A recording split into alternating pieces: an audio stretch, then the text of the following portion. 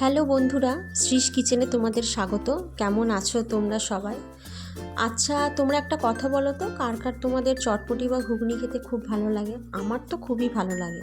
Even আমার ট্রেনের চটপটি এতই ভালো লাগে, তো কোথাও যদি আমি ট্রেনে করে যাই, কিছু খাই আর না খাই, ট্রেনের চটপটি তো খাবো।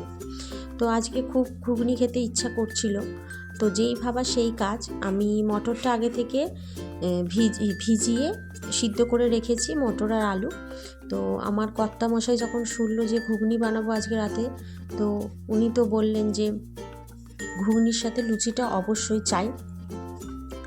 তো আমি প্রথমে সিদ্ধ আলুটা কেটে নিলাম পিস পিস করে, আর আদা, পেঁয়াজ, রসুন, টমেটো সব কেটে নিয়েছি এবং রসুন, আদা, টমেটোর একটা পেস্টও করে রেখেছি। এবারে কড়াইতে আমি তেল দিলাম, তেল গরম হতে শুকনো লঙ্কা, তেজপাতা আর গোটা জিরে ফোড়ন দিয়ে তারপর আমি কুচনো পেঁয়াজ আর চিরা কাঁচা লঙ্কাটা দিয়ে দিলাম। একটু টাইম নিয়ে ভাজতে হবে এবং যখন পেঁয়াজটা আমার একটু বাদামি হয়ে আসবে তখন আমি যে পেস্টটা করে রেখেছি রসুন, আদা আর টমেটোর, সেই পেস্টটা আমি দিয়ে দেবো।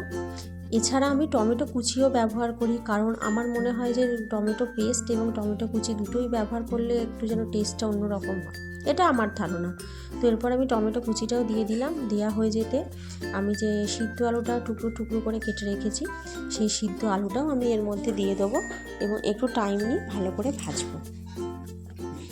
তো যখন একটু ভাজা ভাজা হয়ে এলো, তারপর আমি এর মধ্যে দিয়ে দিলাম সিদ্ধ মটরটা দেয়া হয়ে যেতে তারপর আমি গুঁড়ো মশলাগুলো দিয়ে দিলাম। গুঁড়ো মশলার মধ্যে ছিল নুন, হলুদ, লঙ্কা গুঁড়ো, জিরে গুঁড়ো আর সামান্য চিনি। আর আমি ধনে গুঁড়ো ব্যবহার করি না ঘুগনিতে। তো মশলা যখন কষাচ্ছি তখন কষাতে একটু করে আমি জল দিয়েই কষাই, যাতে না জিনিসটা নিচে ধরে যায়। এবং যখন কষানো হয়ে গেল, ভালো মতো হয়ে গেছে, তারপর আমি গরম জলটা দিয়ে দিলাম। আমি ঘুগনিতে ঠান্ডা জল ব্যবহার করি না, আমার মনে হয় টেস্টটা কোথাও গিয়ে নষ্ট হয়ে যায়। তো তারপর ভালো করে মিশিয়ে নিয়ে আমি একটু ফুটতে দেবো, কারণ যেহেতু আগে আমার মটর আর আলু সিদ্ধ করাই আছে, তো বেশি টাইম লাগবে না। তো সিদ্ধ যখন দেখলাম হয়ে এসেছে জিনিসটা, তখন আমি ধনেপাতা কুচি আর আমার একটা ভাজা মশলা আছে, যেই মশলাটা আমি ঘুগনিতে ব্যবহার করি, ওইটা দিয়ে ভালো করে একটু ফুটিয়ে তারপরে আমি নামিয়ে নেব।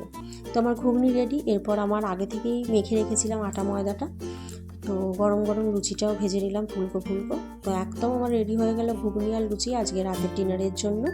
তো তোমাদের কেমন লাগলো অবশ্যই রেসিপিটা তোমরা জানিও, এবং আমার চ্যানেলটা এবং ভিডিওটা লাইক এবং চ্যানেলটা সাবস্ক্রাইব অবশ্যই করো। Thank you.